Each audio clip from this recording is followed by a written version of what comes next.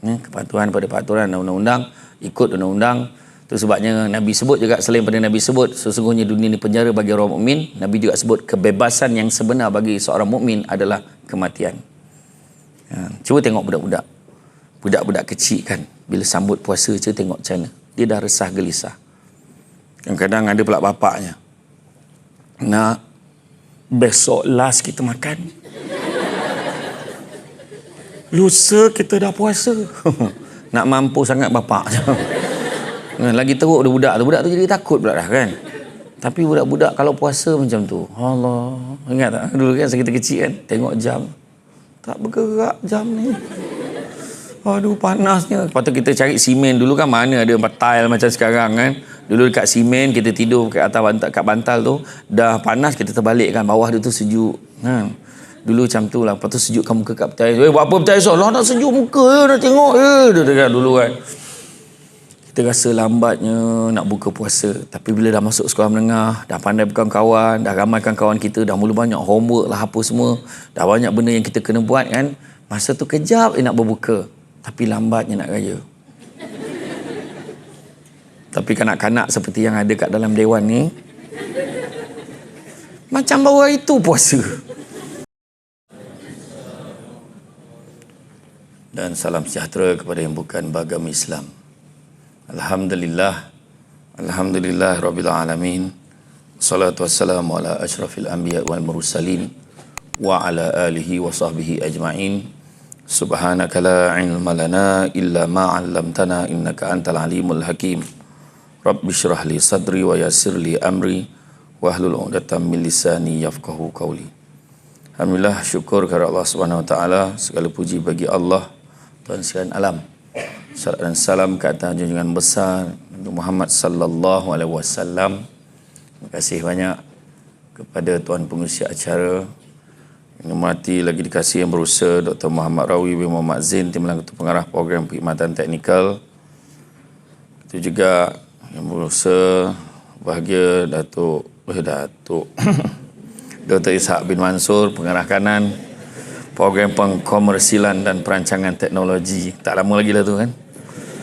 Seterusnya pengarah bahagian dan begitu juga warga Agensi Nuklear Malaysia. Kalau sebut warga nuklear, semua ni nuklear semua ni kan. Warga Agensi Nuklear Malaysia yang hadir pada hari ini, terima kasih banyak kerana sudi hadir pada petang ini. Dan petang ini adalah merupakan petang yang paling menggembirakan lah kan, kepada yang hadir, kerana maknanya tak payah kerja.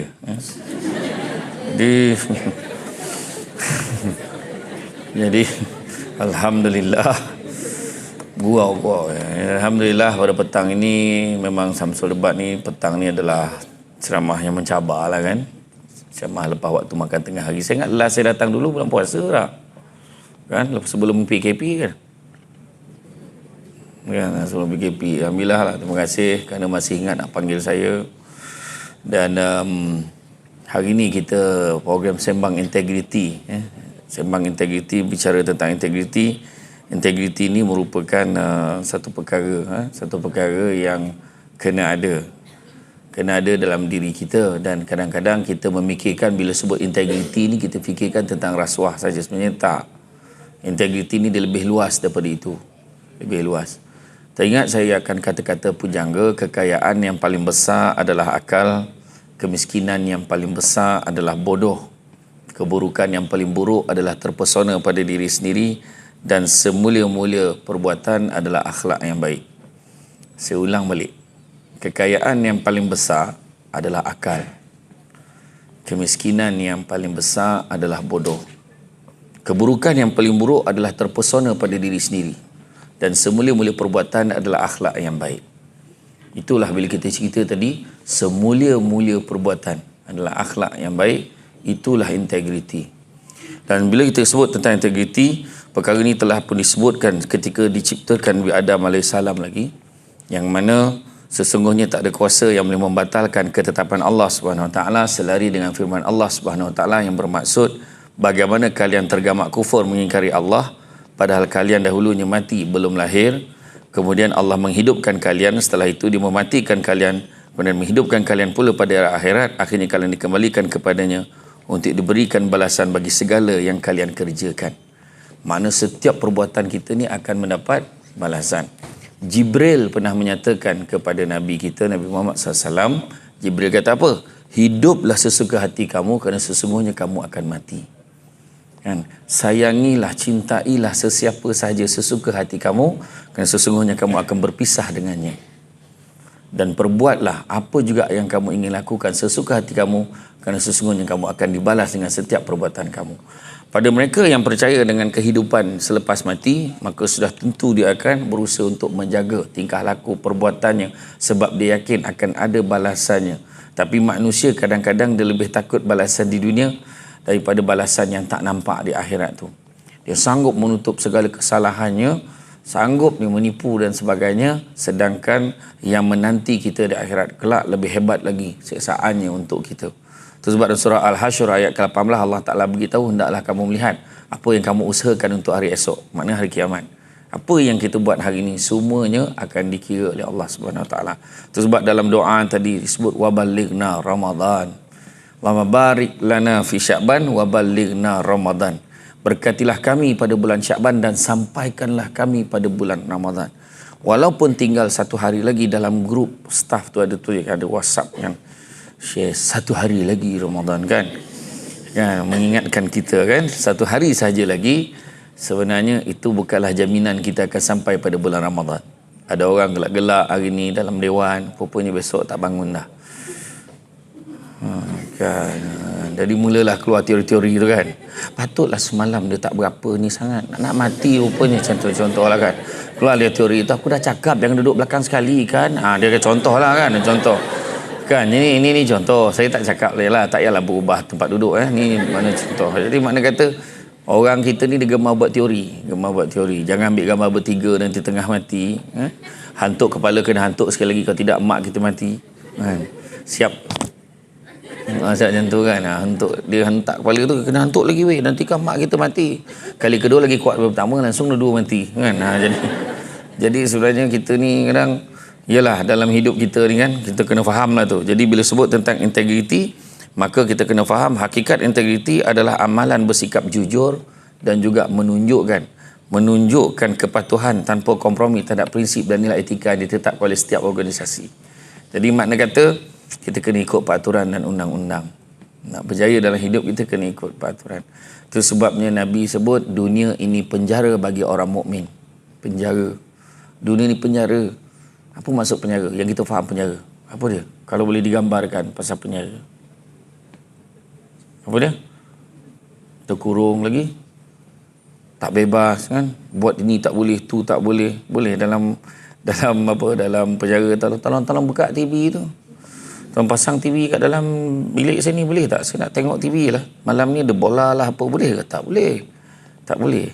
Maknanya ada sekatan-sekatan untuk kita di dalam penjara. Macam tu juga dalam dunia ni, bukan semua benda kita boleh buat, bukan semua benda kita boleh pegang, bukan semua benda kita boleh makan, bukan semua benda kita boleh cakap, bukan semua benda. Sebab kita ni merupakan makhluk yang bermasyarakat, makhluk yang bercampur gaul dengan semua orang. Maka pada hari ini kan, etika, kepatuhan pada moral, peraturan, itu semua terkandung dalam integriti. Itu sebabnya bila sebut tentang integriti, semua perkara baik itu adalah integriti. Integriti berasal pada perkataan integer, iaitu merujuk kepada kekukuhan struktur binaan bangunan dalam istilah kejuruteraan. Jadi bila orang bina bangunan tu, integer tu kekukuhan bangunan. Bayangkan satu bangunan nak bina tu ada 10 tiang asas untuk membina satu bangunan yang tinggi. Katalah bangunan 20 tingkat, dia nakkan 10 batang tiang asas contohnya. Tetapi kalau kontraktor yang tidak bertanggungjawab, dia kata tak apalah, kita kurangkan sebatang tiang tu. Dia kurangkan satu batang tiang tu, diganti dengan benda yang lebih murah dan benda yang tak kuat. Tetapi bangunan akan tegak ke tidak? Bangunan tetap akan tegak. Cuma mungkin kalau sepatutnya ketahanannya boleh bertahan selama 300 tahun, mungkin dah tinggal 180 tahun saja, contohlah. Dan pada kontraktor yang tak tanggungjawab, dia kata tak apa, masa tu kita pun dah mati dah. Mungkin dia fikir macam tu. Sedangkan kalau yang percaya tentang kehidupan selepas mati, itu akan dipersoalkan. Kita tengok apa yang berlaku di Turkiye. Kan? Di Turkiye. Kan? Kita tengok macam mana bila berlaku keruntuhan kan apa semua, bila gempa bumi, bangunan tu runtuh dengan sangat fragile sekali, dengan hancurnya, dengan terbenam ke dalam. Jadi orang persoalkan macam mana cara dia menanam pasak tiang tu dulu. Semua sejutera tu dah nak lari dekat airport dah, kena tahan, tak sempat lari, kena tahan. Orang yang terlibat buat plan apa semua kena tahan. Mana dipertanggungjawabkan atas semua yang kita lakukan. Macam itulah juga kalau kita cerita tentang integriti, tadi tu daripada konsep dia, maka integriti ni semua benda baik. Kejujuran, ketelusan, keutuhan dan kesempurnaan, itu adalah integriti. Faham Faham tak? Saya kena bagi konsep-konsep tu dulu supaya kita dapat, at least sebelum kau gelak banyak sekarang kau tak ingat apa-apa. So kena bagi itu dulu. Kan? Kejujuran, kekukuhan, keutuhan dan kesempurnaan, itu adalah integriti. Rupanya Nabi Muhammad pun ada sebut. Kepada yang bukan Islam dia boleh ambil juga tu, sebab Prophet Muhammad beritahu apa? Dia kata Tuhan sangat suka hamba-Nya kalau melakukan satu amal perbuatan dilakukan dengan keadaan yang baik, teliti dan sempurna. Mana kata kena buat yang terbaik. Kerja ni bukan sekadar kerja je. Tak boleh dia janji siap, tak boleh. Dia bukannya asbol, tahu? Asal boleh. Tak boleh, dia mesti orang kata buat dengan ke tahap yang paling baik. Contohlah kalau kita naik kereta, saat tengah malam kita lalu dekat kawasan Bangi kan. Kawasan Bangi ni kita lalu dekat Southville, kita pun tak sangka adanya agensi nuklear di dalam ni. Kan? Dan bila kita lalu dan kita cari kedai makan dekat area sini, kita akan lalu dekat jalan yang bersiapang siur, kita sangkakan Bukit Putus, rupanya. Dan sampailah kita jumpa lemang apa tadi tu? Lemang yang kat hujung tu kan. Ya Allah, mabuk-mabuk ikut jalan tu. Kenapalah agensi nuklear letaknya di sini kan? Mungkin banyak bahan-bahan berbahaya di dalam ni menyebabkan dia sorokkan ke sini, dekat sini. Tapi tak apalah tak apalah. Jadi kalau kita tengok dalam keadaan itu ada kebaikan-kebaikannya. Kenapa kita duduk dekat dalam ni? Semua ada. Kan? Ada kebaikannya. Ke kiri tak jumpa apa, ke kanan tak jumpa apa kan. So hebatlah. Jadi maknanya kalau contoh kita lalu-lalu, kita tak ada orang kan, kawasan ni tak ada orang, tiba-tiba lampu merah. Kata Fila tu lampu merah, orang tak ada. Siap ada countdown lagi. 120 second lagi. 119, 118, 117. Apa yang akan kita lakukan? Apakah kita tak ada orang, jalan ajalah, ataupun kita tunggu, ataupun macam mana? Sedangkan ada seekor lembu kat tepi tu, dia mati je. Aku nak tengok orang ni jalan ke tidak. Jadi lembu tak ada kebau. Monyet pun berhati kan. Jadi rasa-rasa macam mana? Kita akan terus ataupun kita tunggu? Terus. Itulah integriti. Terima kasih atas kejujuran pegawai dan kaki tangan. Itu sebab dia buat bicara integriti ni dah masuk siri 2, sebab kau tak settle lagi masalah integriti tu. Kan kau tak boleh kalau macam berpura-pura ke kita akan tunggu walaupun tak kan. Tak baguslah, yang penting jujur. Itulah sebenarnya yang berlaku di kalangan kalian semualah kan. Jadi hari ini bila cerita tentang integriti, kita ni nak menjadikan diri kita ni sekarang ni di bawah tajuk pekerja disayangi, majikan dihormati, di bawah lembayung kata integriti. Macam mana agaknya? Bukan senang pekerja disayangi ni. Bukan senang nak jadi majikan yang dihormati. Nak pula rambut sama hitam kan, tapi hati lain-lain. Dia nampak Tuan Rawi ni bukan main lagi lah kan. Tuan sihat lama tak nampak Tuan tu, okey macam tu kan. Tu depan belakang kau tengok ayat kan, tak puas hati menyang dekat pihak pengurusan. Kita ni sampai bila macam ni weh? Macam tu kan. Dia buat sama dia lah kan. Itu biasa. Saya dulu waktu saya jadi pengarah macam tu lah. Salam cium tangan berjilat ni semua dulu.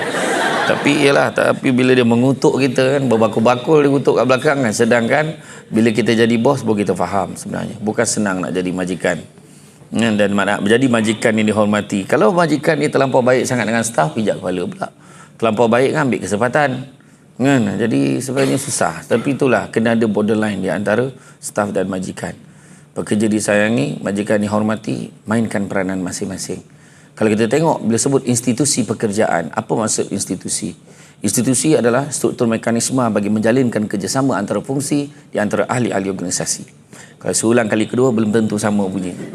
Jadi bila sebut kan, institusi itu adalah struktur mekanisme yang menjalinkan kerjasama antara fungsi di antara ahli-ahli organisasi. Maknanya semua kena mainkan peranan.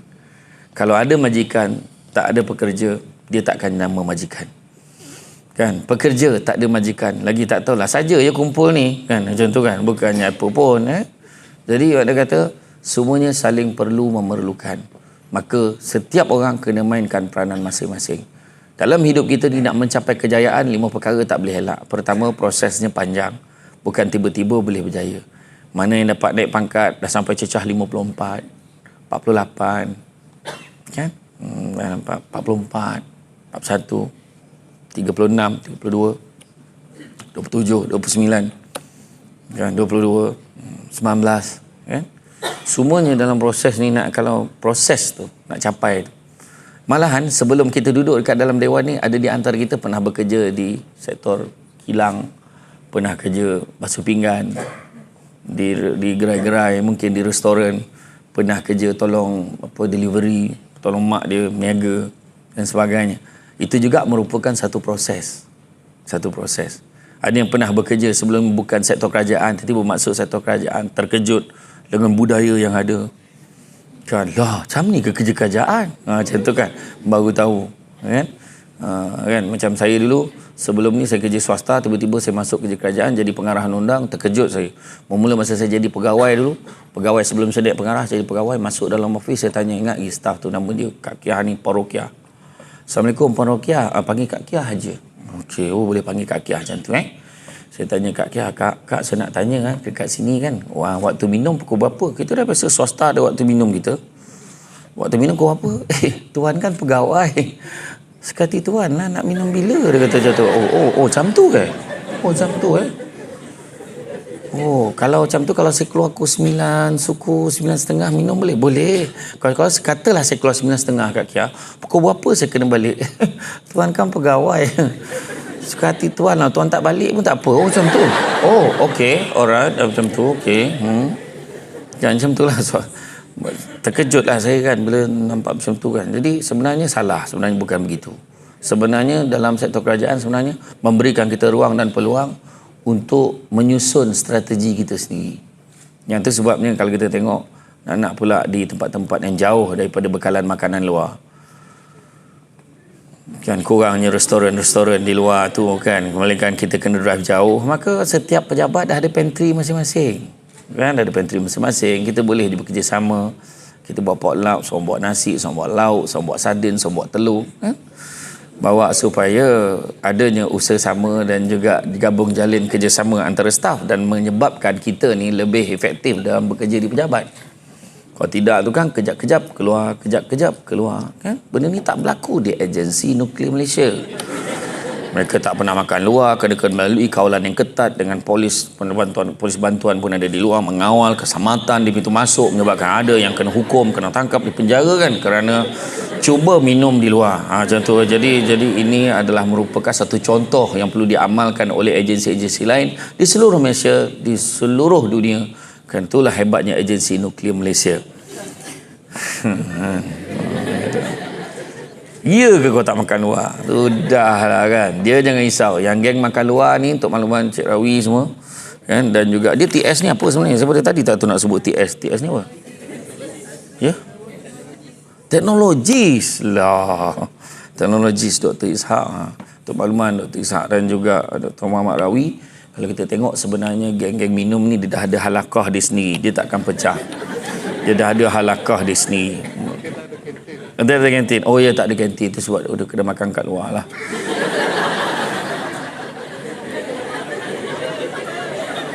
Dan dia pun berdoa, jangan sampai bila, janganlah ada kantin kan. Ustaz tolong jangan wujudkan kantin. Maka mereka pun minumlah di luar dengan ketua kumpulannya bergantung pada siapa yang bawa kereta. Jadi kalau kita tengok dalam hal tu, saya teringat waktu saya berceramah di Akademi Audit Negara, AAN, Akademi Audit Negara di Anstek Nilai. Rupa-rupanya dia orang ada satu cafeteria. Cafeteria ni macam tempat makan lah, kalau you all tak tahu kan. Kantin, kafeteria ada lebih kurang je sebenarnya, nama je lah. Ada tu dewan makan, macam tu lah. Kepada yang asing pada dia kantin tu kan, saya kena cerita lah. Tak, yang bagusnya di Akademi Audit Negara, demi untuk menjaga integriti dia, dia kan audit kan. Jadi tender makan tahu tak macam mana dia buat? Tender makan diberikan kepada pengusaha-pengusaha kantin ni, akan bertukar pengusaha setiap 2 minggu. Dia khusus ada hari-hari kat sana. Jadi dia akan bagi semua orang kan 2 minggu je paling lama dia akan dapat masakkan untuk tu, dapat projek, jadi semua orang dapat. Macam tu. Jadi nasib lah kalau 2 minggu tu tak sedap, nasib lah kalau ada minggu tu tak sedap kan. Jadi tapi itulah usahanya untuk memastikan, orang kata orang tak pertikaikan, ini semua kawan-kawan dia ni yang dapat ni apa semua kan. Tu antara usaha yang dibuat.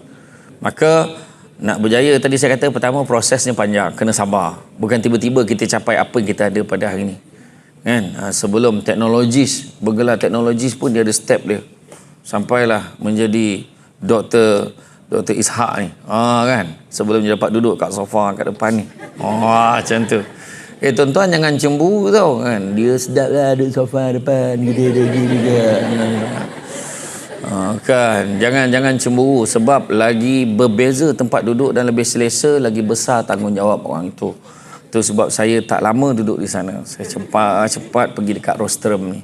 Macam tu juga beza antara orang yang duduk di sini dengan orang berpulang duduk meja, ada meja di belakang, so pun beza ya, sebab dia rasa dia urus dia. Jadi sebenarnya saya tak bermaksud apa-apalah jadi macam tu lah. Jadi makna kata ada step dia. Sebelum nak capai jadi Samsul Debat pun dia ada step dia benda tu akan jadi proses. Saya ingat dekat satu pepatah Jawa, dia sebut the beauty of success is not the achievement but the journey. Kan, the beauty of success is not the achievement but the journey. Keindahan sesuatu kejayaan itu bukan pencapaiannya tapi perjalanan dia. Itu sebab kita sibuk cerita dengan anak kita. Dulu masa zaman mama dulu kan, mama nak tak ada macam you all ni, cari buku siap-siap dah semua mama kena usaha sendiri, balut buku sendiri. You all tahu neneknya dengar pun nak muntah. Tak padan dengan kampung mama, berjalan lah mama tu kan, tak padan dengan kampung. Dulu kampung mana, Jijan mama nyampah tu kan, macam tu lah, contoh lah Sungai Merap kan tu kan, contoh. Jadi bila kita sebut tu proses tu, kita cerita dulu mama macam ni, dulu mama macam tu, macam ni. Proses tu yang indah bila kita kongsikan balik. Yang kedua, untuk berjaya perlu apa yang disebut sebagai komitmen. Kena ada komitmen. Datang kerja kan, kerja hari-hari, komitmen buat kerja yang disuruh. Lepas tu dia naik pangkat. Sebab dia buat tu selalu, bukan kata sekala je, memang selalu dia buat. Yang ketiga, fokus. Ni kadang-kadang kerja tak seberapa, sibuk dengan benda lain. Dekat dalam PC masing-masing dah ada aplikasi yang membolehkan kita bermesej macam dalam telefon. Saya tak nak sebut yang tu, saya tak nak sebut. Sebab kalau kita sebut, bila kita live TikTok, kita tak boleh sebut. Kita tak boleh sebut media sosial lain sebab dia akan potong viewer kita. Tu you all tak tahu kan. Tu sebab kau buat TikTok seorang je tengok, sebab apa? Sebab kau tak boleh sebut tu, nama media sosial lain tu tak boleh sebut. Macam Face tu kan tak boleh sebut, What tu tak boleh sebut, LINK pun tak boleh sebut. Kau hanya boleh sebut beg kuning. Sebab dekat media sosial lain dia tak kisah. Tu sebab kalau kita tengah buat live, tiba-tiba anak kita lalu kat belakang, habis view kita. Sebab dia akan cakap manipulasi kanak-kanak, tak boleh. Kat atas meja tu pastikan clear masa dah buat live. Kalau ada benda kilat, sebenarnya pen, orang ingat tu pisau, benda berbahaya pun tak boleh. So macam tu lah, bagi ilmu sikit. Ni pun orang beritahu saya, kalau ni bohong, saya bohong lah. Macam tu lah. Jadi makna kata fokus pada apa yang kita buat. Kadang kat tempat kerja sibuk benda-benda lain, sibuk bermesej dengan suami, hanya rasa handphone yang rosak lah hari ni. Kenapa? Sebenarnya kamu beli phone tu sebab tak bunyi pun hari ni. Kan, mana lah tahu kalau abang call ke mungkin telefon ni rosak lah kot. Tengok, dia cuba nak membahankan suami dia. Kan? Sedangkan ni waktu kerja lah. Kenapa pentingnya suami mesti kena call pada waktu kerja? Suami fokus dengan kerja. Nampak kan? Lelaki ni dia macam tu. Dia memang buat kerja dia macam tu. Kadang-kadang mesej, kadang-kadang ada call. Saya tengah ceramah, call tu saja saya jawab tu biar dia dengar aku tengah ceramah. Betul, sebab inilah dia yang cabaran pada orang lelaki. Kadang-kadang orang perempuan ni nak pelap media sosial, dia berlumba-lumba kan. Berlumba-lumba. Fokus pada kebahagiaan. Jangan fokus pada apa orang nak tengok kat kita. Kan? Yang kita tunjuk dalam media sosial tu, kita nak tunjuk kat siapa?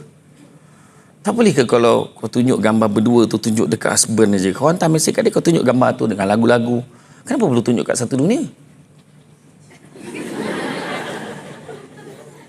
Dan suami isteri boleh gaduh tak sebab suami tak like. Apa penyakit kau ni? Kan? Betul tak kan? Kita sebagai suami yang ada tanggungjawab, seorang teknologi, semua. Contohlah kan? Contohlah. Banyak benda kita nak fikirkan. Kan? Kita fikirkan contohlah. Kan? Jadi, mana kata dalam hal ni tu, yang kedua kena ada fokus. Kerja fokus. Jangan buat benda-benda lain. Kadang-kadang ada orang pergi pejabat. Dia tak buat kerja pun, dia buat benda-benda lain. Dia ada 4 jenis pekerja kan. Dalam Malaysia ni ada 4 jenis pekerja. Pekerja yang pertama adalah nama dia administrator. Maknanya sangat mentadbir. Dia masuk pukul 8, dia balik pukul 5. Dia on time. Masuk on time, balik pun on time. Itu namanya administrator. Meja dia kemas, tersusun, frame dekat mana, pen susun kat mana, drawer pertama apa, drawer kedua apa. Kalau usik barang dia memang tahu tu administrator. Siapa usik pen aku kat sini, kenapa beralih frame aku, dia tahu. Tu administrator, sangat kemas. Dan dia ni tak suka tanggung-tanggung kerja, dia gemas siapkan cepat supaya meja dia clear. Kategori kedua nama dia performance, sangat perform. Dia masuk kerja ni mungkin lewat sikit, tapi dia balik memang lambat. Dan bos memang sayang dia ni sebab dia ni gemar kerja deadline. Dia memang kena kejar deadline. Memang bos banyak botol rabur meja dia ni. Dekat bawah, dekat lantai pun ada file bertimbun macam tu. Mana file aku bagi kat kau tu kat bawah tu. Dia tahu yang mana. Ni performance nama dia. Memang kerja memang gila bab satu punya lah. Memang macam tu lah. Gila babi lah kalau tak faham. Aku sebut gila bab satu tu. Aku cuba nak kawal bahasa aku ni. Aduh, terfikir bab satu salah. Yang ketiga, tadi pertama kategori administrator, kedua kategori performance, kategori ketiga nama dia entrepreneurs, usahawan. Meniaga je kerja kat pejabat memang ada.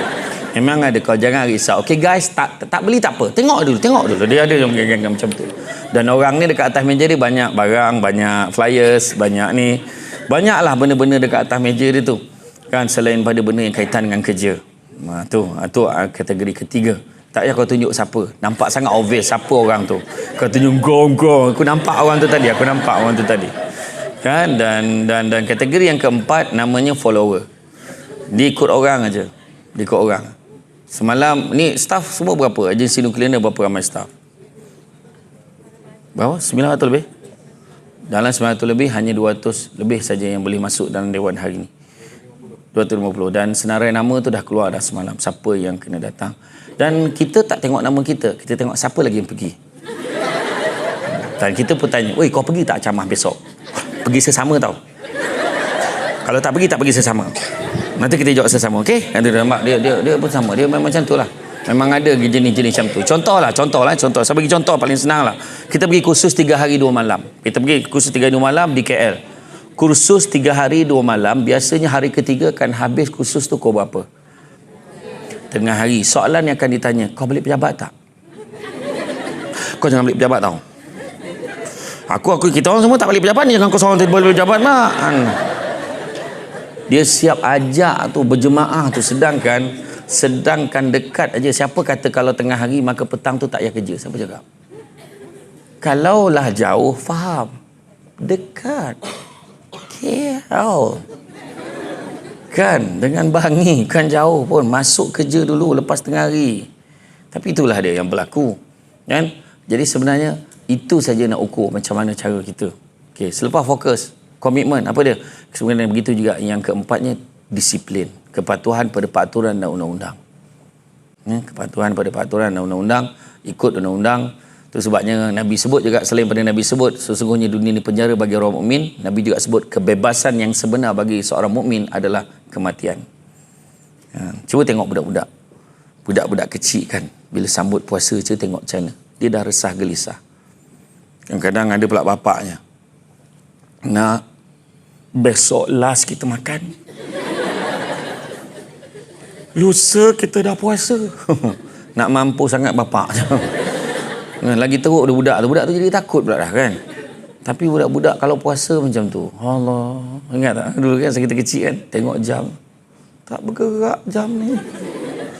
Aduh panasnya. Lepas tu kita cari simen. Dulu kan mana ada tile macam sekarang kan. Dulu dekat simen kita tidur kat atas bantal, kat bantal tu. Dah panas kita terbalik kan. Bawah dia tu sejuk. Dulu macam tu lah. Lepas tu sejukkan muka kat petai. Buat apa petai esok? Lah nak sejuk muka je. Nak tengok je. Dia kan dulu kan.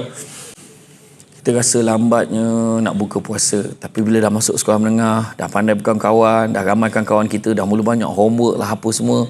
Dah banyak benda yang kita kena buat kan. Masa tu kejap nak berbuka. Tapi lambatnya nak raya. Tapi kanak-kanak seperti yang ada kat dalam dewan ni. Macam baru hari tu puasa. Dah nak puasa balik, macam baru hari tu je silap raya. Silap hari kan, silap hari kita raya kan. Tiba-tiba dah nak puasa. Kita selalu sebut apa? Cepat masa berlalu. 2022. Kau tercokek ke apa tu? 2022. Macam baru lagi tau. Tiba-tiba dah 2023. Ni pun 2023 dia dah masuk 21 hari bulan. Kan? Tu tandanya apa? Nak mati. Tu susahlah kau nak susun bahasa. Tu tandanya betapa cepatnya masa. Tak payah. Maknanya memang nak mati. Kita dah makin hampir dengan kematian. Kata malaikat maut, 3 utusan kematian. Pertama, badan yang tegap sudah mula menjadi lemah. Dulu kita kuat kan, drive jauh pun kita boleh. Sekarang mula ngantuk-ngantuk, berhenti berjalan, tidur, menganga je, jaga dah besok pagi. Contohlah kan.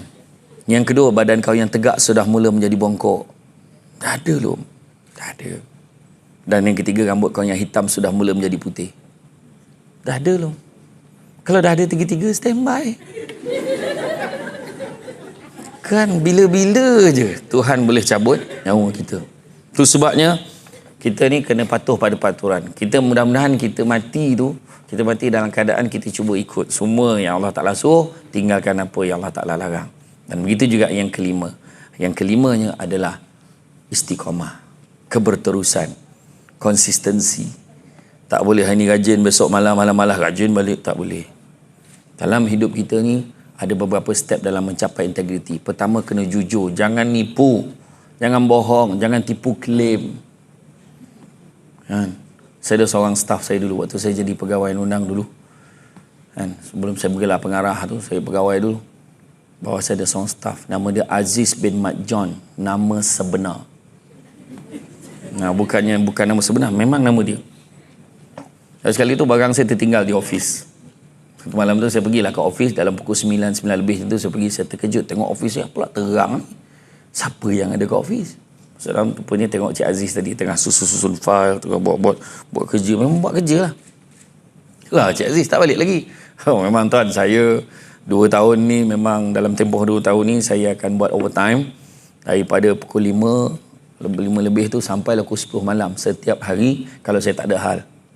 Setiap hari kalau dia tak ada hal, dia akan buat overtime. So saya pun respon balas saya tu, banyak lah overtime Cik Aziz. Tak adalah, untuk 2 tahun ni saya tak claim. 2 tahun sebelum dia pension. Sebab apa? Dia kata, kenapa macam tu? Sebab saya tak tahu macam mana cara saya nak balas jasa tempat kerja ni dekat saya. Saya buat loan, saya besarkan anak saya, keluarga saya. Jadi mungkin mana yang terkurang tu saya harap saya boleh bayar dengan cara macam tu lah. Dia buat. Dan saya jumpa dia. Saya jumpa dia lepas pada dia dah pension bertahun-tahun. Saya pun dah pension juga.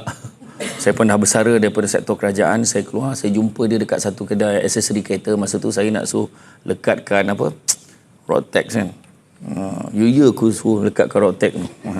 Rupanya sekarang tak ada Rotek, tak apa kan, tak ada macam kan, tak payah pun tak apa. Jadi bila saya nampak dia tengah buat apa tau, dia tengah tukar kereta Proton lama dia tu, tengah tukar seat dia punya sarung tu. Dia kata kereta lama je tuan, tak apa, boleh pakai. Dia sangat dan nampak sihat sangat, keluarga bahagia, anak-anak semua dah lepas, dah kahwin semua. Saya nampak itulah hidup yang kita nak kejar sebenarnya. Bahagia. Kita nak kejar-kejar pun kadang-kadang hidup kita, apa yang kita kejar ni pun bukannya apa sangat. Kita beria, bergaduh kadang. Nak macam tu, nak macam ni. Tapi benda sifat sementara, sibuk nak jadi pengarah. Kalau semua jadi pengarah, siapa nak jadi pekerja?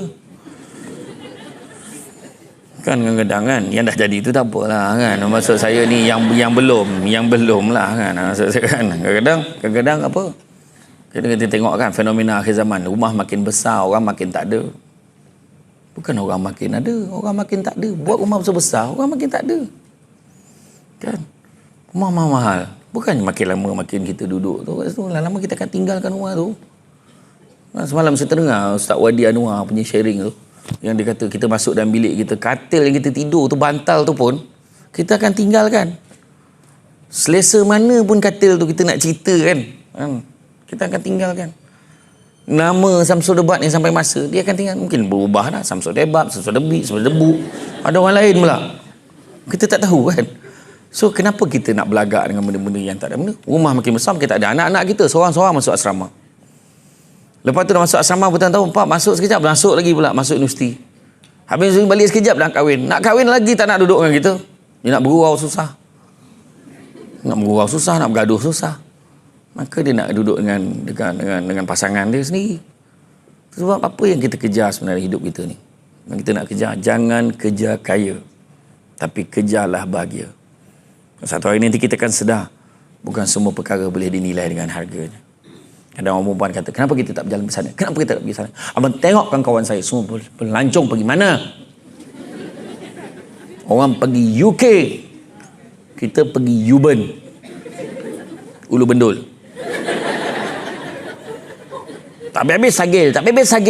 Kampung awak lah tu. Marah. Rupa-rupanya satu hari nanti kita akan sedar, bukannya tempat sejauh mana yang kita boleh pergi, rupa-rupanya kebersamaan. Masa tu kita akan tengok duduk berdua sambil memandang pasangan yang gigi dah tak apa-apa cukup, telinga dah tak apa-apa dengar, mata dah tak apa-apa nampak, anak-anak dah ada kehidupan dia sendiri. Nak cuba bermanja, bermesra, suap, makan. Abang, tu telinga tu. Teruk betul rabun.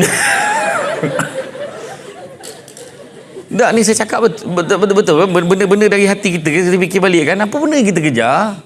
So, kejar bahagia. Yang penting bahagia. Saya okey bang. Tu saya seronok tengok waktu saya kerja dulu. Saya jadi bos di Nilai dulu. Setiap petang ramai orang pergi mana? Pergi dataran Nilai kat sebelah Ion tu, Ion Nilai tu. Penuh. Bukan ada laut, ada apa pun.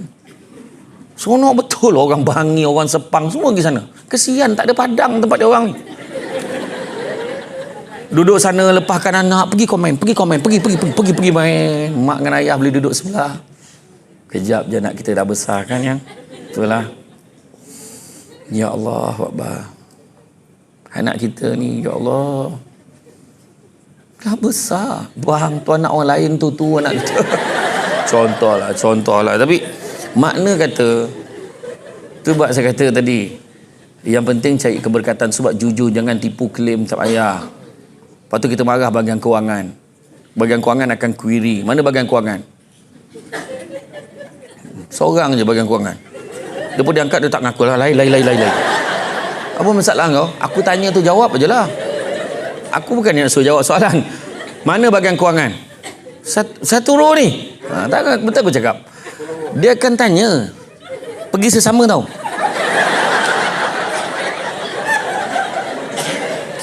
Kalau kencing mau beratur begitu. Baru cerita kan. Ini group follower ni. Tapi tak, dia memang perhati dah, meja line tu memang gelak tu. Dia bahagian kewangan memang macam tu. Kalau kau nak rasa pergi masuk pejabat tu macam perpustakaan negara, kau masuk Jabatan Kewangan. Kau masuk senyap. Bahagian kewangan akan query, kenapa ni mileage ni, kenapa mileage awak tinggi? 3-4 orang pergi tempat kursus yang sama tapi klaim berbeza-beza. Dia akan tanya, kenapa klaim awak tinggi? Kita pun mula marah, macam duit mak ayah kau. Sebab bukan duit mak ayah dia lah, dia tanya. Tu kena faham, dia jalankan tugas. Jujur aja, jawab dengan jujur. Sebenarnya, terus terang cakap, saya tak tahu jalan. Dekat roundabout tu yang pusing 3 kali. Mana simpang aku nak masuk. Tu yang klaim dia tinggi tu. Dia dah set mileage dah tu. Contohlah. Maka dia tahulah nak pertimbangkan. Itu aja. Yang penting kalau buat apa kita dapat. Jangan ingat mileage dengan overtime ni pendapatan tambahan tau. Mileage dan overtime ni hanya sekadar cover sebahagian daripada perbelanjaan yang kita dah keluarkan dulu. Maka alangkah kejinya orang yang buat klaim untuk benda yang dia tak keluarkan. Tu ya. Kita nak apa tahu? Kita nak macam tadi Cik Aziz tadi. Jawatan biasa je. Pembantu takbir. Tapi berkat dia anak-anak semua berjaya. Lawyer, engineer, doktor. Itu kita nak. Anak-anak berjaya. Jujur. Yang kedua, amanah. Jangan tipu-tipu. Tak ada. Amanah. Dalam bekerja, amanah. Bila pergi pejabat, okay, diam-diam. Jangan kacau mama. Mama nak buat kerja ni. Nah, ambil kertas on slide. Conteng. Diam. Kertas tu pejabat punya. Nampak tak? Itu kalau benda kecil macam tu tak boleh jaga amanah. Macam mana lagi benda-benda besar? Nampak? Kedua. Yang ketiga, jaga ukhuwah. Jangan kita gaduh-gaduh antara satu dengan yang lain. Kita ni satu organisasi. Kan? Seorang berjaya, berjayalah semua. Kalau seorang kena tuduh rasuah, ibarat satu agensi kena tuduh. Itu sebabnya cubit peha kiri, satu badan terasa. Kan? Mulut pun sebab dia bukannya peha kiri tu relax kan?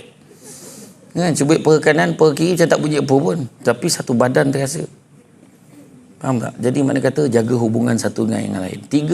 Tiga penyakit yang selalu merosakkan hubungan dalam organisasi. Yang boleh menggugat integriti. Pertama, tamak. Tamak. Tak cukup. Dengan gaji kita. Kita sibuk nak tipu klaim. Buat apa? Perbuatan tak berintegriti ni akan menjatuhkan kita dan merosakkan kita sebenarnya. Jangan tamak. Kongsi tak apa. Orang perempuan kena faham ni betul-betul. Jangan tamak. Kongsi tak apa. Faham?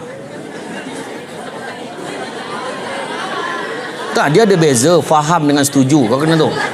Saya cakap ada beza antara faham dan setuju. Maka faham ke tak faham? Tak faham juga. Orang lelaki faham. Dalam hidup jangan tamak. Kalau kongsi tak apa. Contoh, nak bagi faham. Nampak tu makanan yang dah ada. Jarang penceramah tercabar dengan makanan yang dihidang sebelum ceramah start. Makanan tu ada. Kita ni makanan tu dia tak letak pun. Berapa orang apa semua tak ada. Tetapi bila kita ambil, kita kongsi sama-sama. Itu maksud saya. Kalau kita tamak, kita ambil sebanyak-banyaknya. Apa benda tu? Mihun ke nasi ke apa? Ha? Pulut kuning potong-potong ni kau bagi pulut kuning.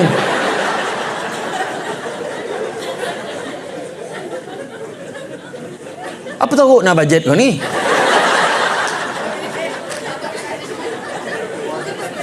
Macam mana? Yang sains apa? Dia bagus juga pulut kuning.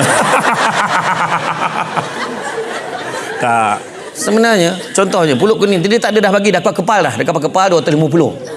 Tak ada. Kita ambil, kita tahu, kita fikir lepas ni ada orang pun nak makan juga. Tu maksud kongsi. Saya tak pernah sebut pun pasal Samsul lain. Tak ada. Kan? Aduh, ngaku aku kena. Pening bala aku. Ingat, jangan tamak, kongsi tak apa. Makna perkongsian tu makna kita share. Kita share, maknanya kita redha. Faham? Ya. Maknanya tak apalah, pulut kuning je pun. Kita share je lah. Macam tu. Faham? Redha. Jangan kita tamak. Sebab bila kita tamak, kita mula buat benda-benda lain. Kita rasa tak cukup dengan apa yang ada. Itu sebab Allah uji muda dengan tua, sehat dengan sakit, lapang dengan sempit, hidup dengan mati, kaya dengan salah. Allah uji kaya dengan kecukupan. Ada orang tu kaya tapi tak cukup-cukup. Heran kita, duit dah berjuta dalam bank, kerja macam nak mati lagi. Kita pun mulalah cakap, ya Allah, kalau aku jadi engkau. Laki kau dah ada berjuta, buat apa kau kerja lagi? Ayat itu kan. Menghasut bini orang. Faham tak? Kan kawan tu nak mengisi masa lapang kerja. Kan? Tapi itulah dia manusia. Sikit kadang-kadang dia rasa banyak pun rasa tak cukup. Tu sebabnya jangan kita jadi tamak. Allah uji tu kaya dengan kecukupan. Ada orang tu dulu masa kita kecil-kecil dulu, kita mungkin keluarga kita susah tapi cukup. Kita makan atas tikar mengkuang ni. Bersela adik kita makan yang kecil tu botol rabur. Habis kicap tu botol rabur dekat tikar tu. Tapi kita boleh makan sama-sama. Itulah ajaibnya bulan Ramadan nanti. Kita boleh duduk bersama satu family. Kan? Itulah hebatnya kita bersama dengan keluarga kita. Yang mana penceramah pun belum tentu dapat. Aku tak tahu kenapa jadual aku macam tu. Tu tadi buat Ajak Rawi ni. Jadual sehari-hari. Bulan Ramadan sebelum buka puasa pun ceramah. Lepas tu kadang tak sempat jamah kena kejar pula tempat yang lepas tarawih nak camah tu jauh. Itulah realitinya. Itu sebab syukurlah dapat makan sama-sama malam. Kan? Memang unsangkable kan. Benda yang kita tak sangka lah kan. Kan kita makan dah lama tak dengar ayat kan. Unsangkable kan. Betul. So makna bersyukur. Cukup. Sikit rasa cukup, banyak boleh kongsi. Tu ingat tu. Jadi pertama buang perasaan tamak. Kedua buang perasaan sombong. Tak ke mana pun apa yang kita ada. Cantik berapa lama cantik? Kan sibuk kau nak tonyoh mata kau apa semua buat ni biar tagang, biar semua nampak, biar kononnya suami kau tak cari lain. Bukan itu tau sebenarnya. Nak ukur suami kau cari lain ke tidak. Tapi sebenarnya layanan tu. Itu sebab kita doa. Sebenarnya kalau kita nak jaga benda tu sampai bila tak boleh jaga. Yang boleh jaga suami kita Allah. Ya Allah, lindungilah suamiku ya Allah. Jangan kau benarkan dia melihat orang lain. Biarlah dia hanya melihat kepadaku. Ya accident besok. Dia tengok engkau, dia tak tengok jalan macam mana. Macam tu lah kan. Tak ada, jangan kita sombong. Penyanyi hebat macam mana pun sampai masa masuk Gegar Vaganza minta nyawa nyanyi lagu sendiri. Lagu sendiri pun tak boleh nyanyi. Pelakon tu hebat macam mana pun jadi hero. Lah berlakon watak bapak dah. Saya cakap macam ni, Datuk Roshamno marah saya. Kau petik-petik nama aku dah kata tu. Betul, Datuk Roshamno dulu hero idaman Malaya dulu. Kan? Lepas tu memang sekarang dah jadi bapak, dah jadi datuk. Kan? Sampai masanya. Ingat dari Datuk Jalaluddin Hassan jadi hero romantik dulu kan. Well, you tak dikatakan mengganggu keluarga I. Dia cakap tu kan. Sampai masa dia berlakon jadi bapa, dia jadi datuk. Nampak tak? Masa akan berlalu. Macam tu jugalah. Jangan tamak, jangan sombong. Hebat macam mana pun kita mati tak mandi sendiri. Ada orang mati mandi sendiri. Bak seni gayung tu, lari orang kampung macam mana. Jangankan orang mati, orang hidup pun tak boleh hidup sendiri. Semua kena ada orang lain. Dia gelak pun nak kena tepuk kawan dia sebelah. Kena gelak je lah tu tepuk aku pula kan. Dia ada orang macam tu kan. Dia, sebab bila dia tepuk dia berjangkit tu. Betul ada perangai macam tu. Kan? Hati-hati tau. Sebab gelak tu sebab kita gelak tak boleh lebih 3 harakat. Cover macam tu. Sebab ada orang tu dia punya urat saraf dia putus, dia gelak aje. Saya pernah pergi rumah member saya, dia kata kau jangan gelak tau. Kenapa pula? Makcik aku ni kuat tergelak. Dia kata, kenapa pula? Biasalah, ingat macam you all kan. Lain rupanya. Sampai ke Assalamualaikum. Salam. Dia kata, kelakar aku pergi salam tadi tu kan. Ya, kawan saya Samsul. Samsul. Kelakar ke nama aku. Rupanya dia memang saraf dia dah putus. Dia tergelak je. Saya tengok dia bancuh air kat dapur tu kan. Kesian. Kau hati-hati. Jangan. Tu sebab kawal gelak. Takut kau jadi macam tu. Orang yang ada sakit macam tu tak boleh tengok orang meninggal tau. Takut putus dara. Kenapa meninggal accident? Accident. Jangan. Kecil hati tu rumah. Contohlah Contoh okey. Balik. Kemudian buang perasaan sombong, buang perasaan tamak, dan yang ketiga buang perasaan dengki. Jangan dengki. Dengki bahasa Melayu. Bahasa Arabnya hasad. Punya teruk di Malaysia ni. Dua-dua pakai. Kan? Tak boleh tengok orang lebih sikit. Dengki ni sama artinya kita mempersoalkan apa yang Tuhan dah tentukan untuk orang lain. Tak puas hati, kenapa dia boleh dapat APC weh? Sal. Macam mana dia boleh dapat? Orang lelaki dia senang. Orang lelaki dia tak puas hati, dia akan cakap direct. Weh, macam mana kau boleh dapat? Kerja sama, ponteng sama. Macam mana kau boleh dapat? Yelah aku ponteng dengan kau pun, kerja aku siap. Mungkin sebab tu kot luas lagi. Yalah aku tanya orang lelaki macam tu. Orang perempuan ni Allah, dia boleh puji depan tu. Tahniah lah, kau memang deserve.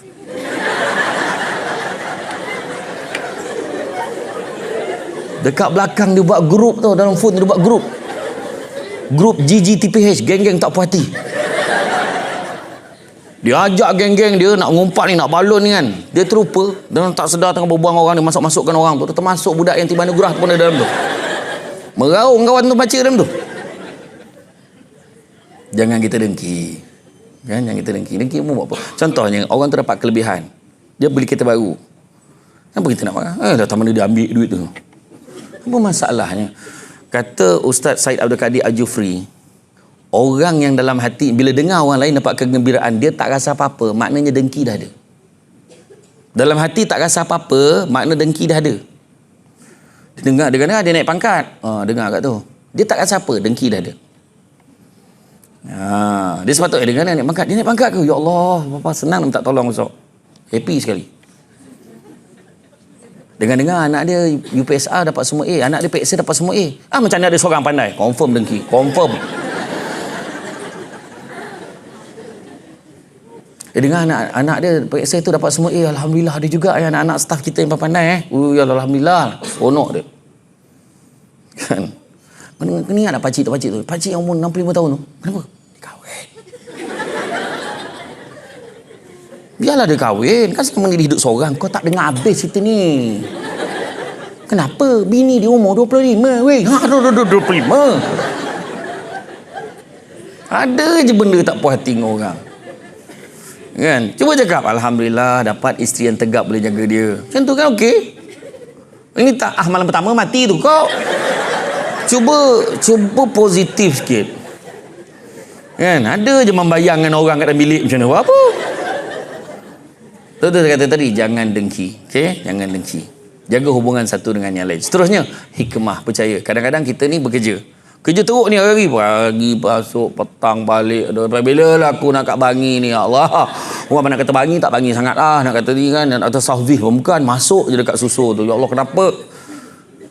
Percaya pada hikmah. Bila kita kerja elok-elok, adalah benda baik Tuhan bagi kat kita. Tuhan bagi kita apa? Tuhan bagi kita peluang, ada gaji yang mungkin tak banyak, tapi cukup untuk jaga mak kita, untuk bagi belanja kat keluarga kita, untuk tolong anak-anak kita belajar.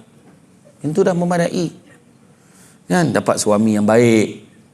Kan? Suami pula macam tu, dapat isteri yang baik. Walaupun dia kerja, ni kan, dia masak pun pakai nuklear. Kan? Dia masak tu cepat siap. Macam tu lah kan. Inilah. Lempar-lempar je jadi. Gila betul. Lempar sayur jadi daging. Macam mana dia buat tu? Hebat betul bini aku ni kan. Isteri tu pandai dia masak lauk. Saya hari ni masak lauk kegemaran abang. Tak lain tak bukan telur dadah. Kau jangan gelak tu lauk aku tahu. Tak susah pun nak bela suami yang bernama Samsul ni. Senang je. Samsul Rau-Rau sama. Saya dah tanya, Samsul Yusof pun sama. Yang aku tak puas hati tu ngaku aku kena balon atau apa halnya. Gambar aku macam ni kat depan masa kat Mekah tu macam ni kan, Zab dia tulis, inilah orang jantan, hari camar pasal kahwin, sudahnya dia yang kahwin, tak guna punya jantan, aku yang kena. Saya jawab balik, saya kata, awak ni salah orang ni, saya ni Samsul Debat, yang awak cakap tu Samsul mana? Oh sorry Ustaz, salah info. Wajar ni. Kau dah bantai aku, kau kata salah info. Nasib dia kan. Nila setitik rosak susu sebelanga tu lah dia. Kan, itu saya kata tadi. So kita jaga. Percaya pada hikmah. Tanam tabu di tepi rumah, cabut ubi sampai ke akar. Kalau hidup membaca hikmah, selaut garam terasa tawar. Kita kerja teruk-teruk, pagi sampai petang, hari-hari kerja rajin-rajin, kita buatlah apa kita boleh buat. Kita mungkin tak naik pangkat, kita mungkin tak dapat Nur Rahmat Cemerlang, kita tak dapat pun promosi apa-apa bila pergi bercuti. Bayangkan kalau pergi kursus sejauh-jauh hantar dia. Aku ni kalau kursus Sungai Merap hantar aku. Contoh kan. Dia marah dengan bagian HR. Bos kalau minit, kalau pergi kursus, kalau pergi Sabah, pergi Sarawak, dia dapat pergi. Aku ni paling jauh Seramban ni lah. Contoh lah kan. Jadi sabar, sebab percaya ada hikmah. Saya dulu macam tu kan, masa saya bekerja macam tu kan. Bos saya, Datuk tu, kadang minit lain dapat pergi luar negara, dia ni dapat pergi luar negara. Tapi lalas aku dalam 2-3 tahun sebelum saya bersara, dapat tak pergi Korea.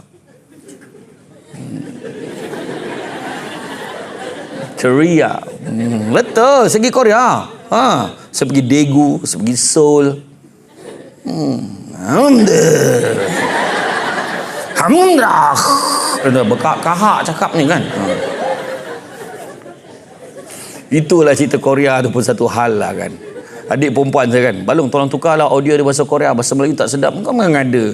Kau tengok bahasa Korea, lepas tu kau baca subtitle. Apa tu kata kan? Rupa-rupanya betul. Patutlah dia nak dengar bahasa Korea tu, sebab bahasa bila dia alih bahasa tu kan, macam orang Malaysia tak macam tu lah. Tak boleh ke? Nak makan ke belum? Belum. Marilah makan sama. Tak boleh ke macam tu? Boleh tak? Dah makan ke belum? Entahlah.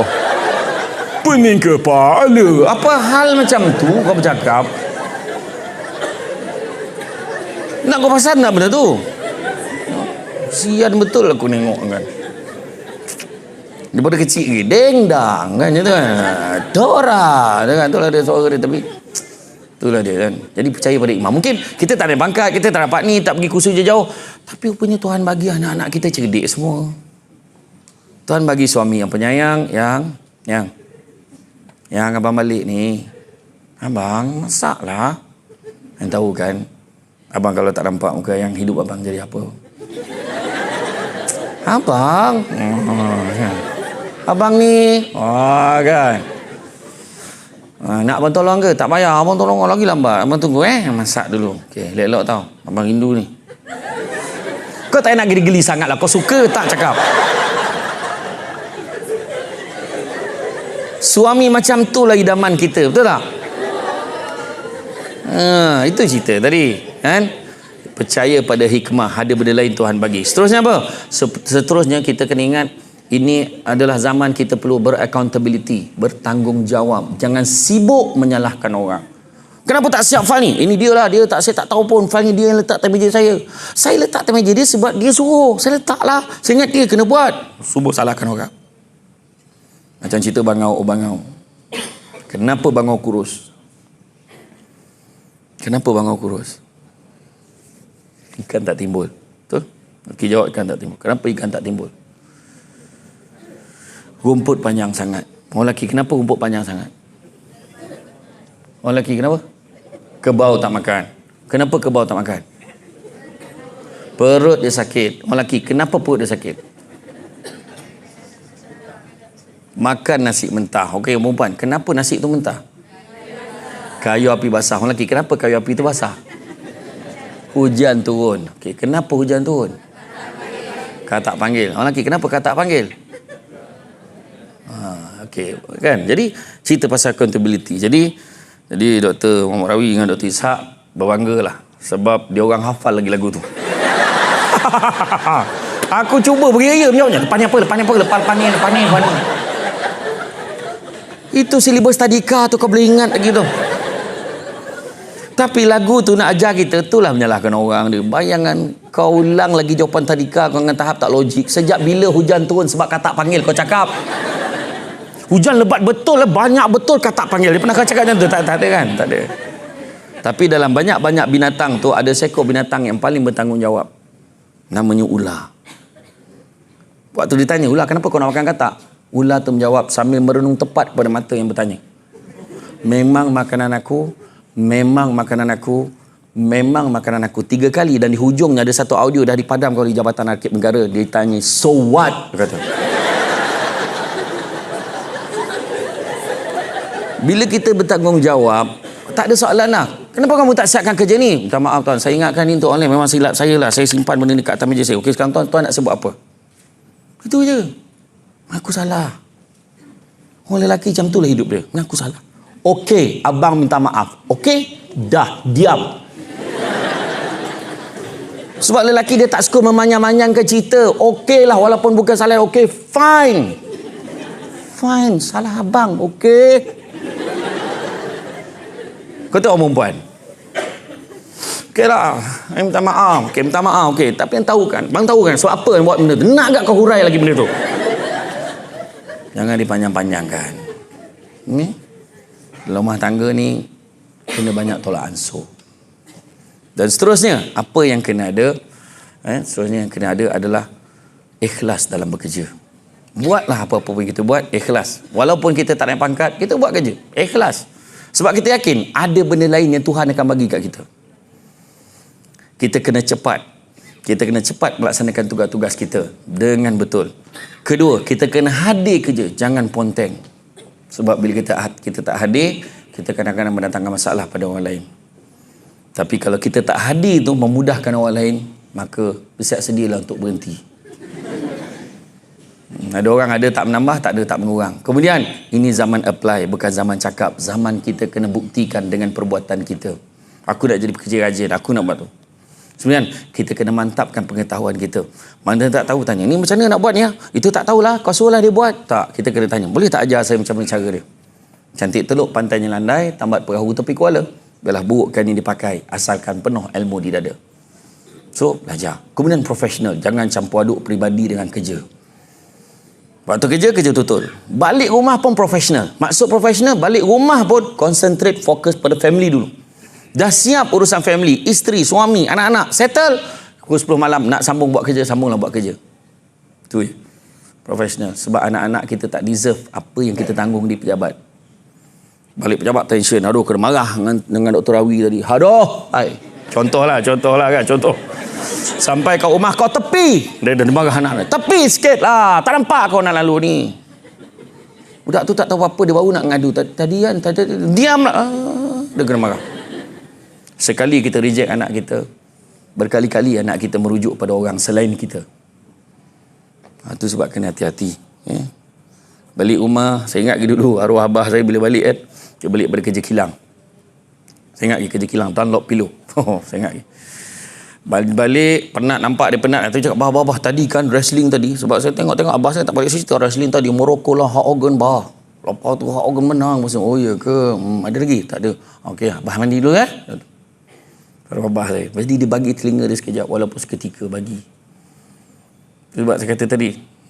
Profesional dekat rumah. Anak-anak kita. Bagian peluang anak-anak kita. Dia kadang-kadang nak bercerita. Kadang anak-anak kita berebut nak cerita semua benda kat kita. Betul tak? Kadang yang seorang tu menangis lah. Dia nangis dah lupa dah cerita apa. Dia dah lupa nak cerita apa. Dia boleh nangis. Tadi lah. Potong-potong. Orang nak cakap pun potong pula. Dia nak cerita kan. Anak kita tak adalah ramai sangat dalam 12 orang tu buat tu. Cerita sesuatu. Kan. Contoh lah. Rajin dia. Itu rezeki juga. Kan. Rezeki kadang kita tak dapat rezeki nak pangkat. Rezeki anak ramai. Ya Allah, rajin betul. Asal bagi salam, jawab beranak lah. Assalamualaikum, salam kandung. Cerita apa? Kan, rezeki. Betul, anak ni nampak kecil-kecil macam susah, tak ada. Sekejap je, tiba-tiba dah besar. Betul. Besok tiba raya, balik, semua balik. Besok anak 10 orang. Hantar mesej pada setiap 25 bulan. Adalah dimaklumkan, sekarang telah pun masuk 25 hari bulan. Masih ada anak-anak yang belum bank in duit bulan ini. Sila abaikan mesej ini sekiranya bayaran telah dibuat. Gila pun. Kalau kabut anak tu, terang duit masuk. Itulah. Contoh, kalau seorang 500, tak 2,000, tak apa-apa. Berapa banyak dapat tu? 5,000 sebulan dia macam. Contoh, anak ramai. Kan, ada orang, dia rezeki dia kahwin. Alhamdulillah. Ada orang rezeki dia kahwin, cepat dia kahwin. Ada orang tu, dia macam jambatan. Jambatan dia pendek, cepat dia kahwin. Ada orang jambatan tu panjang, lambat dia kahwin. Tapi dia dapat jodoh yang baik. Dia sempat berbakti pada mak ayah dia. Ada orang tu rezeki dah lah jambatan tu pendek. Banyak kali mak tu. Contohnya kan. Jadi makna kata tu rezeki namanya. Yang faham-faham, tak faham sudah. Kan? Kadang kita marah. Asal lelaki ni gatal sangat kahwin lebih. Tak. Kita kena faham. Soal ajal. Mau jodoh pertemuan bukan urusan kita. Siapa kita nak menghukum orang lain? Kau balon orang tu macam kau tahu rumah tangga di cerita apa. Tak usah, jangan. Kita tak tahu tau. Jadi share dalam media sosial tu hanya nak melariskan berita je. Tak usah. Kita tak tahu. Tolong angkat tangan. Rumah tangga mana yang tak ada masalah? Alhamdulillah Ustaz, saya dah 20 tahun. Tak ada masalah pun. Mana masalah tu? Mesti ada masalah. Masalah anak sakit, masalah tak sefahaman, gaduh merajuk, besok tu pujuk. Kadang-kadang tak pujuk pun, memang jenis macam tu. 20 tahun lah, memang baik sendiri Ustaz. Memang macam tu lah kerjanya kan. Asal bergaduh, tidur luar. Tidur luar. Kan, pada tidur luar tu mengangkat-angkat, dia nyarap, dia naik katil balik. Itu masalahnya ada. Ada macam tu kan. Ada orang macam tu. So, tu biasa. Kan? Tapi orang perempuan tu kena ingatlah, sabarlah kan. Kebahagiaan bukan untuk ditonton-tontonkan kat orang. Kan? Betul tak? Iyalah, gambar cakap seorang lelaki tu masalah tu. Ambil gambar macam ni dekat handbrake.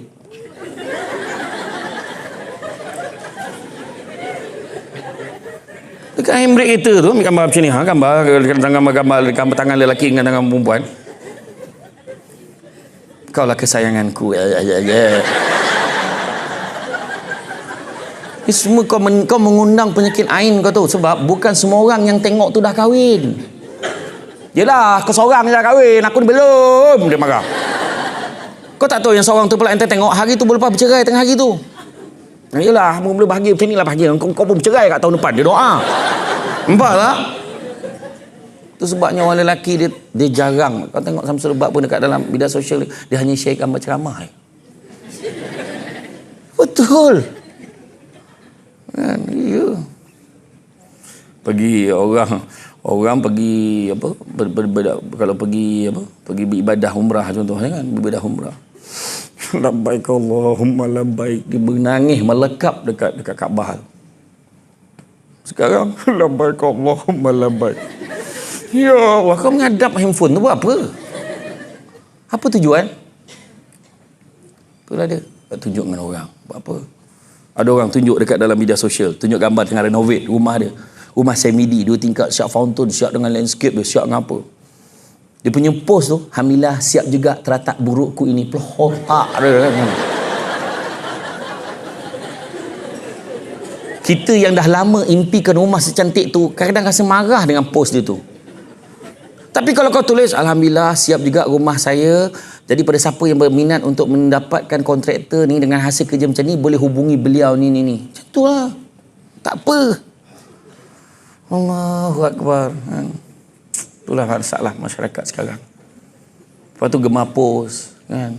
Dulu ingat zaman kita, zaman pakai kamera biasa, dulu pakai Kodak dulu. Pakai filem lah, Kodak, Fuji, Konica. Allah, dulu kan kita ambil gambar, berdebar ni, minta lah jadi. Kau jangan gegar-gegar ambil gambar weh.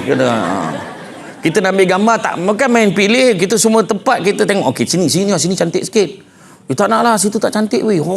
Kita kena berhenti sini kita ambil gambar. Sekarang kau boleh ambil gambar piring yang ada makanan atas tu, kau boleh ambil gambar, kau post dengan dia punya caption tu, pulut je. Contoh lah. Kan, contoh lah. Kan, lepas tu kau harapkan komen kan. Kau komen lah, untunglah ada pulut. Kita orang petang ni tak ada apa pun, kata. Contoh lah, contoh. Kan? Jadi mana kata tu, kadang kita berlumba-lumba kat media sosial. Sedangkan dulu kita tunjukkan gambar tu, tak ada pun. Bila kita dah cuci gambar, jadi kita buat apa? Kita susun dalam album, kita tengok sendiri. Sekarang semua nak share, semua nak tunjuk dengan orang. Kenapa? Kan? Tak boleh ke kau tulis, kalau gambar yang tadi tu, yang pegang tu, abang, saya bahagia dengan abang. Abang lah segalanya untuk saya. Tak ada dah orang lain. Walau buruk mana pun abang, kau hajar kan tu. Pujilah suami tu. Abang lah yang paling handsome kat saya. Abang jangan risau, tak ada lelaki lain yang mampu mencuri hati saya pada abang. Macam tu lah. Okey, faham tu? Faham tak? Okey, seterusnya apa? Seterusnya adalah kita beriltizam, bersungguh-sungguh dalam melaksanakan tugas kita. Seterusnya, organize, susunatu, strategi. Mana nak siapkan dulu, mana ikut kepentingan kerja kita. Yang penting siap. Dan last sekali, perbetulkan niat kita dalam bekerja. Niat kita adalah untuk dapat pahala. So macam mana? Niatkan Allah. Rugilah kita kalau kerja 30-40 tahun tapi lupa letak niatkan Allah, sebab kerja dekat agensi nuklear Malaysia ni buat benda-benda baik. Bagi servis pada orang. Bagi servis pada orang ramai. Bagi servis pada masyarakat. Buat kajian untuk masyarakat. So, itu adalah untuk kebaikan ramai. Maka rugilah kalau kita lupa niatkan Allah. Ingat hakikat rezeki. Punca rezeki daripada Allah. Tadi saya kata, ada orang punca rezeki dia kahwin, ada orang rezeki dia gaji, ada orang rezeki dia bonus, ada rezeki dia commission, ada orang rezeki dia dapat anak-anak buah ramai untuk buat sale untuk dia. Contohlah, ada orang rezeki dia bonus. Bagi menghargai jasa penyawat awam, tu kan menteri bila umumkan kan bonus kan. Maka dengan ini diumumkan satu insentif kewangan akan diberikan kepada penyawat awam bagi mengurangkan, meringankan beban. Ringan sangatlah beban tu kan. Berjumlah RM700. Ada 3 respon kaki tangan awam pada ketika itu. Respon yang pertama, baik tak yah yang seorang tu. Respon yang kedua, okey lah, daripada dulu 500 dapat 700, okey lah. Yang seorang tu pula berlari pergi ke mesin ATM, dia cocok, belum lagi, baru umum. Baru umum. Tak ada, belum, sabar, baru umum. Tapi kalau saya lah Menteri Kewangan, dengan ini saya mengumumkan demi menghargai jasa penyawat awam dan mengambil kira dengan kedudukan ekonomi semasa dan keperluan, maka kita umumkan bonus setengah bulan gaji untuk semua penyawat awam beserta tambahan RM500 untuk bantuan persekolahan pada bulan Februari 2023. Siap dia nak tepuk tangan dah, sabar belum? Saya mau memberikan carangan. Tapi pertama punca, kedua kadar. Pada setengah orang kadar tu tinggi buat dia. Pada kita rendah, pada orang lain tinggi. Kenapa orang tadi pergi cocok duit tadi walaupun tahu tak ada lagi? Sebab dia dah janji dengan anak dia nak tukar kasut sekolah anak dia, dah berlubang-lubang. Dia dah janji nanti abah tukar. Dia tunggu duit tu. Dan dia nak bawa anak isteri dia makan kat kedai tom yum kat tepi jalan tu. Dia nak makan kat sana. Itulah satu keseronokan. Korang dah tak ada dah seronok yang kedai tom yum tu. Korang dah lain. Menateh.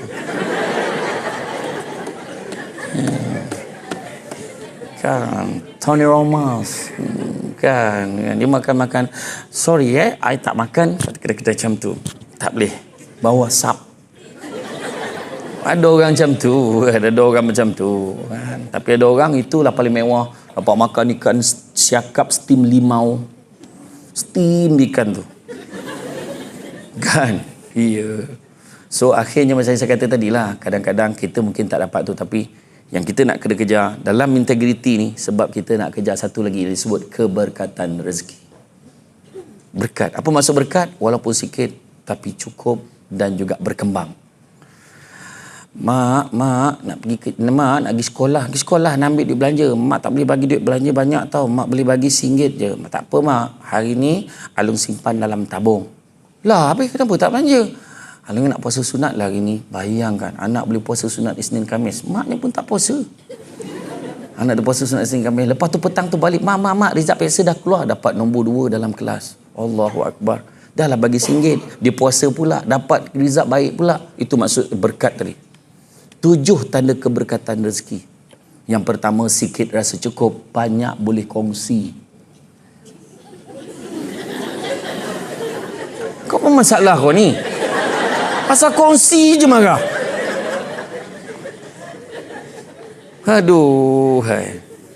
Kan maknanya sikit kita rasa cukup. Pada orang yang tak berkat rezekinya, sikit tak cukup, banyak tak puas. Ibarat meminum selautan air, tetapi dahaganya tak pernah hilang. Saya pernah jumpa beberapa orang kaya. Datuk Seri, agaknya mahal betul rumah ni. So, rumah dia mewah, besar betul, siap swimming pool. Dia siap surau tau, muslimat ada. Tempat ambil wuduk dia cantik, siap semua. Saya kata cantik betul. Rumah ni agaknya mahal betul. Saya tak ada lah. Masa saya beli dulu murah lagi. Masa tu baru 4 juta. Aku salah tanya ke dia salah jawab, kau cakap. Ada satu Datuk Seri ni. Ada satu Datuk, bukan Datuk Seri. Datuk ni sebelum rumah dia baru pindah. Ya Allah, cantiknya rumah dia. Berapa dia nasib baik dia bagi diskaun, Ustaz. Kalau tidak, tak boleh beli juga. Dia diskaun itu daripada 8 juta dapat 5 juta.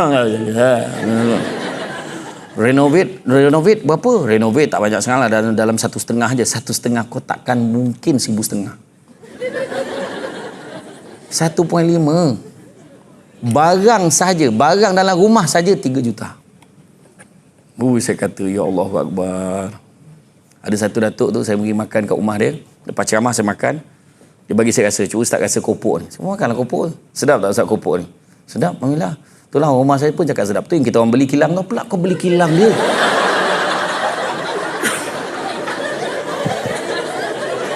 Kau boleh bayang tak situasi tu? Dia bukan sombong tau, tapi bahasa dia memang macam tu. Kalau sedap kau beli je lah popok tu banyak, bagi semua orang rasa. Kasar betul kau beli kilang tu. Macam kau makan kat kedai tom yum tu sedap betul lah. Rasa nak belilah kedai ni, contoh tak ada pun. Yang pertama, kita rasa cukup. Kedua, rumah tangga rasa bahagia. Sayang, ke sini. Sinilah. Kan, isteri pula balik, dia depa tangan. Abang dah balik. Ini tak? Boleh? Tak. Bu nak pergi buta. Kan gaduh tu.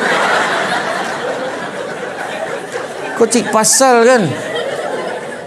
Suami kalau balik, abang, sayang, abang. Tengok abang pun tahu. Mesti abang lapar kan? Tengok. Dengan perasaan tadi abang memang lapar. Tapi bila tengok wajah isteri abang, hilang lapar. Abang ni cerita tahu tak masaknya. Kau tak masak, Macam tu. Abang pandan muka kau. Bukan. Tak adalah gurau je, masak lah. Tahu lah tu peranjat tu. Bermesra-mesra. Lepas tu lagi suami balik. Ni abang balik ni, abang buat makanan. Bukan semua suami balik rumah buat makanan untuk kita makan. Yang bancuh air kopi, kita minum sesama. Okey? Abang buat kuih apa? Hari ni abang buat kuih lambang kasih sayang kita. Kuih lambang kasih sayang? Abang ni mandai. Ya, abang buat kuih apa? Kuih kapal. Kuih kapal? Dia pun tengok dalam tu. Kuih cakui. Kuih cakui kan kapal tu contoh tu. Kan? Kau boleh tahu tu kuih kapal. Nampak tak? Ataupun suami balik kan, nampak isteri tengah basuh isteri tengah basuh pinggan kan. Yang dah cukup dah. Dia masuk dalam. Suami basuh ni dengan baju korporat ni, agensi nuklear Malaysia. Basuh. Kebetulan. Tak, tapi betul lah. Suami kalau buat tu, saya nak tanya, bahagia tak bahagia? Bahagia walaupun tulah sekali dalam 365 hari tu, kau akan rasa happy sangat. Dah pergi mana-mana tak apa, pergi masuk dalam siap, biar abang sambung basuh. Sebab macam saya tak boleh tengok pinggan mangkuk tu ada dalam sinki. Saya mesti akan basuh. Saya kerja sebab dah biasa pada kecil dulu, arwah abah dulu. Berapa ramai orang ngaji dalam rumah ni, kita dah biasa basuh, kita suka biar sinki tu clear. Ataupun suami balik, yang ni ambil ni. Ni voucher spa muslimah ni, hari Sabtu ni pergi.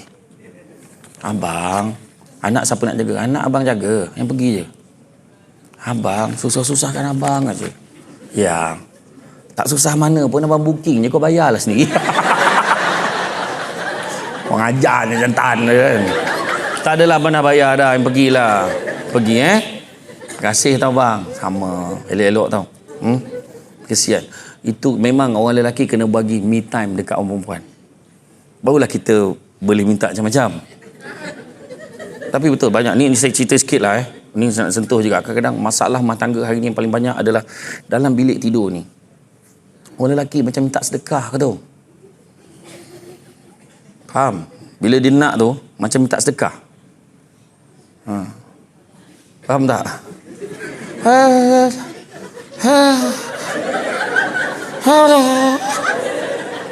Pahal dia tu orang perempuan buat macam tu. Pahala besar layan suami, faham Kalau boleh, belum minta dah bagi.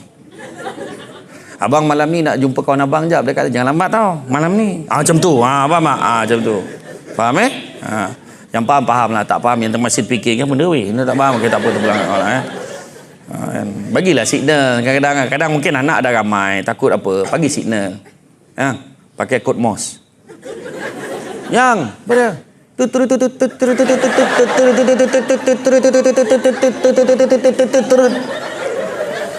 bini pun jawab terut. Okey, mana okey tu, mana okey tu. Kau orang nak gelak-gelak lah, tak payahlah marah aku. Bodoh macam mana ni, tak faham kau marah aku pula. Aduh, aku dengar tau, kau ngumpat aku pun dengar. Tadi aku lalu, bukan aku tak dengar. Tingginya aku dengar tadi tu. Tu okey lah daripada aku kat Sarawak itu. Dekat Sarawak Camah tu keluar daripada restoran apa Mikolok tu. Bukan Mikolok, Laksa Sarawak tu saya keluar. Ada non muslim tau, free hair dia jumpa. Nak ambil gambar boleh? Boleh. Tak salah orang kan? Tak salah. Hadi Putra kan? Saya kata bukan. Aku kata aku tak tahu lah nak kecil hati ke, nak bangga ke, tak tahu. Saya tak adalah terbawa-bawa sangat, tapi bila masuk dalam bilik air tu cek jugalah tang mana kan. Itulah yang kedua. Yang kedua, rumah tangga bahagia. Ketiga, anak-anak berjaya dalam bidang akademik, dalam bidang apa, berjaya. Kita tengok anak kita dapat hadiah pakaian terbersih pun kita bangga macam mana. Anak kita dapat terbaik dalam satu subjek. Kan? Subjek muzik pula tu. Kita pun terfikir, macam bila lah kau ni terbaik dalam muzik kan? Betul tak? Kadang-kadang tengok anak konvo, tanyalah pengalaman orang tengok anak konvo. Ya Allah bang, anak kita dah konvo. Ayah ni pun cakap, kau bawa bertenang. Ni konvo tadika ni. Bukan konvo, kolej konvo tadika. Macam tu ni. Anak kita dah konvo. Sabar. Itu pun kita dah rasa happy kan. Anak berjaya, result peksa dia bagus, sebab masuk universiti, career dia bagus. Kemudian yang keempat, apabila suasana di tempat kerja kita senang dengan orang, orang senang dengan kita. Itu pun tanda berkat rezeki. Kelima, kita mudah melaksanakan perintah Tuhan, mudah nak solat, mudah nak mengaji, mudah nak sedekah, mudah nak tolong orang, mudah nak buat baik. Yang keenam, rumah kita seringkali dizarahi oleh tetamu. Ada je orang datang. Malah.